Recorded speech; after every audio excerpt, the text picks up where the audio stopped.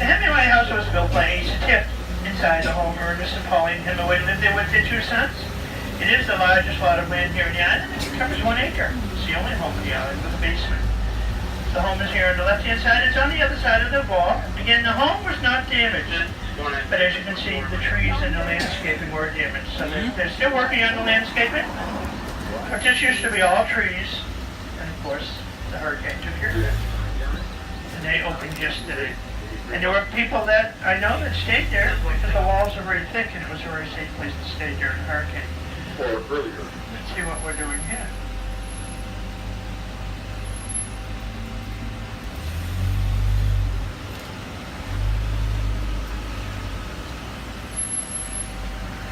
Now here on the right is the lighthouse. The lighthouse used to be all the way down to southernmost point. It was destroyed by a hurricane. They rebuilt it here.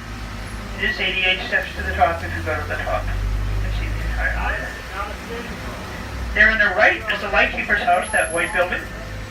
And the temperature in the island has never gone below 41 degrees. And like on the left up here, it's Truman Avenue. Truman Avenue was named after President Truman. We also have Kennedy Drive, named after John Kennedy. He was here during the Bay of Pigs and the Cuban Missile Crisis. We have Roosevelt Drive. We have Eisenhower Drive. On the left, these homes here were where the cigar workers lived. These are called shotgun homes. If you open up the front door, all the doors in between and the back door would be as if you're looking down a shotgun.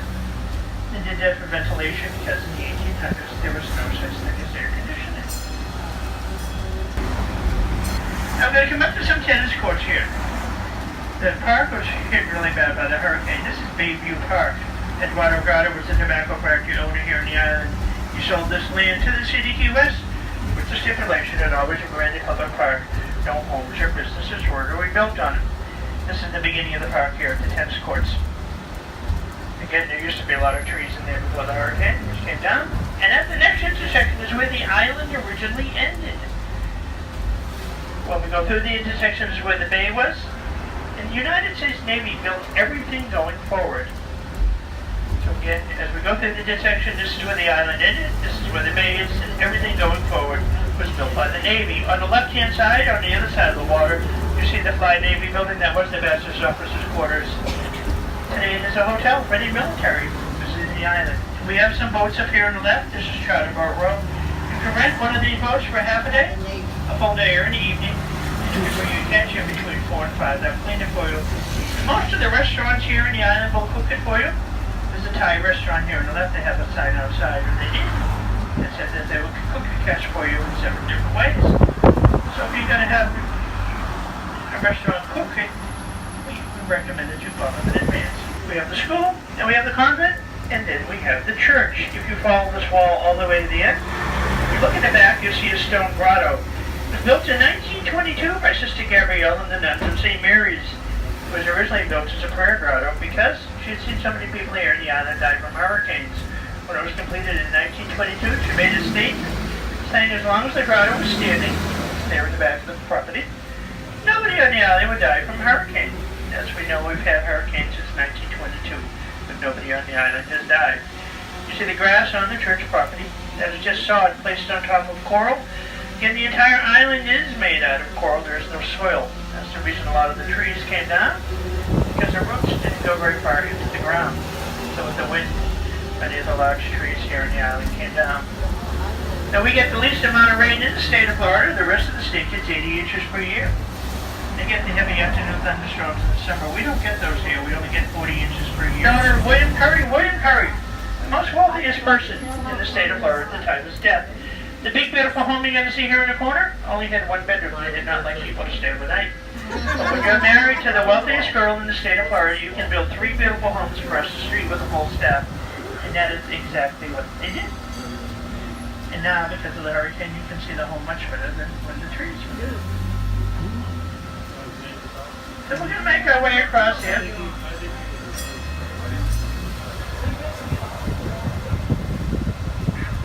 Come up to the buoy. Now last summer the Coast Guard found a boat on the other side of the fence. The boat was from Cuba. We found the Cubans on the Wall Street. We had to drive from westward longer and they could stay in the United States. And that happened today as we returned to Cuba.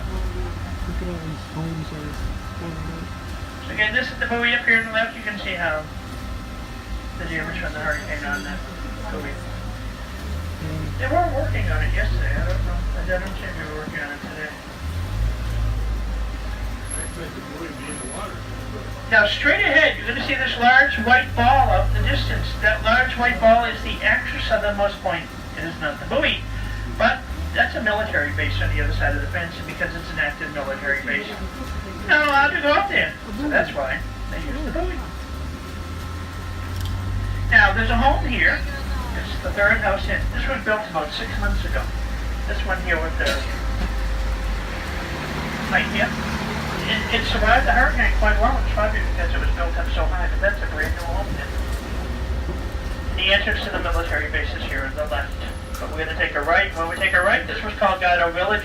And Gatto, one of the tobacco factory owners here on the island, built the homes on this street for his employees. It was also where the first trolley was in the island. The first trolley was pulled by a mule.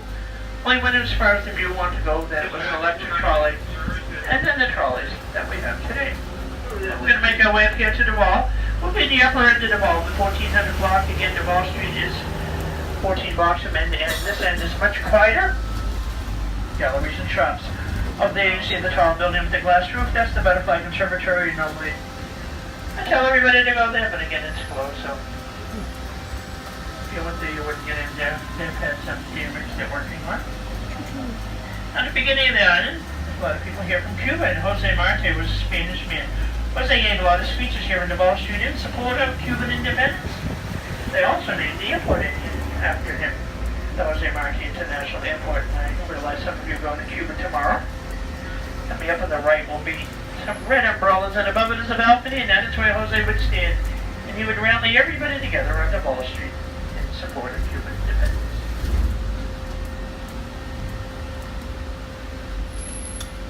That's over here on the right. Then on the left is a white building with a porch. That was the Cuban Club, for a small membership fee. Cuban residents could get medical education or any type of assistance they needed there. We're going to make our way up to trolley stop number 12.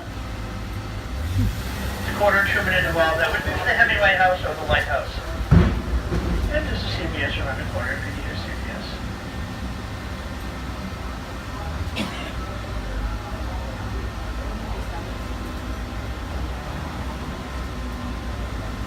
Now the difference between the trolley and the train, the trolley goes all the way around the island, the train does not. The train stays in Old Town. The train can go down more narrow streets than the trolley can. Both tours are the same, just we go around the island, they do not. So this is number 12. This is Truman Avenue. You want to go to the Hemingway House, you take a left, go down one block on Whitehead. And on the right you see your brick wall, the other wall is the Hemingway House. And then we're here to number 12. Going once. Going twice. Yes. Watch your step, there will be a gap.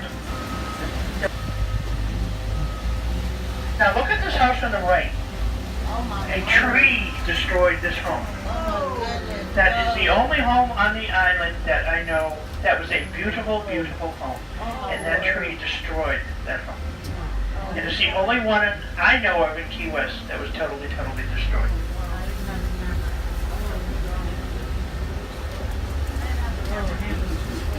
So we're going to make our way down here. We're coming up to the highest point of the island here at the stop sign. We'll be 18 feet above sea level. It does not get any higher in the island than it does here at the stop sign. We're going to take a left. We're going to go in the dead center of town. We're going to go to our cemetery. Our cemetery is going to remind you of the cemetery in New Orleans.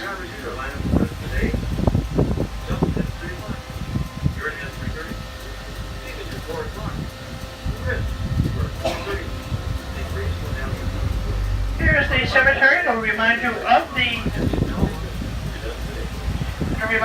cemetery in New Orleans. The difference is in New Orleans the issue was the water table. Here in the island the issue wasn't the water, it was the coral. They didn't have the equipment to dig through the coral to bury the bodies. There's a sign along the fence and it tells you there's about 3 to 5 bodies per grave. The cemetery consists of 19 acres. We're going to come up to an American flag up here on the right. Under that a POW flag, and under that a soldier. The soldier's not saluting, he's using his left hand, not his right. He's looking for his comrades on the USS Maine. The USS Maine was stationed in Key West, coast of Havana, to support the United States during riots, and 3 weeks later it explodes. Many of his comrades are buried in there. There's also some interesting people buried in there. Bertha Roberts is in there. Bertha, throughout her whole life was a hypochondriac that nobody believed her. So when Bertha died, on her headstone in Key West Cemetery, she wrote, "I told her that I was sick." Yeah, and if you go visit her, that's exactly what it says. Now the islands are made out of coral. You'll see more trees and shrubs than you'll see grass. I'm going to come up to an intersection here, and on the left you're going to see two trees. I hope the two trees are still there. And what you'll be looking at are the root systems of the trees, because the island is made out of coral. There was no place for the roots to go, and that's here on the left-hand side. And we'll try to cross the street here. We'll get through.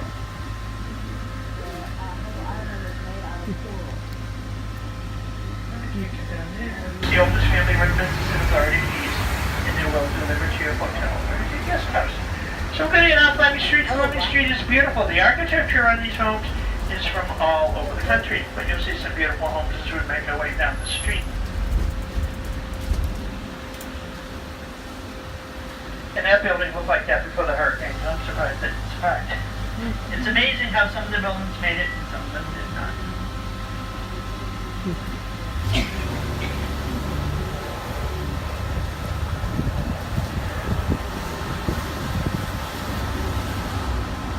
Coming up on the right-hand corner will be a wall. On the other side of the wall is the Key West Public Library. This was built in 1959.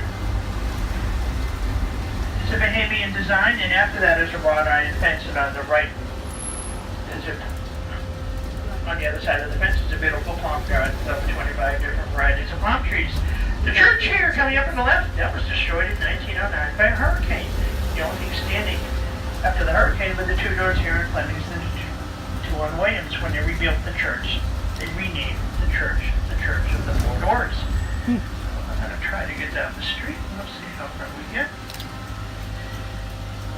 Now we're going to come up to a church up here on the left. In the 1800s, there were no bricks here in the island. The only way to get brick here was to bring it by ship. They would put it in the ballast of the ship to keep the ship level during the voyage. Coming up here on the left is the first congregational church.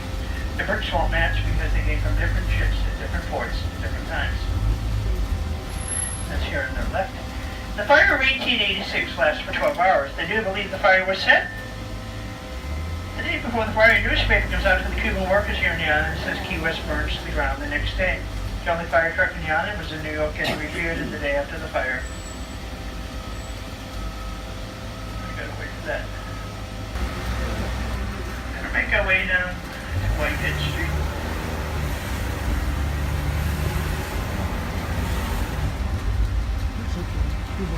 Now if you took a left here, that's where the Navy base was. There's also the nicest beach on the island, Fort Zachary State Park.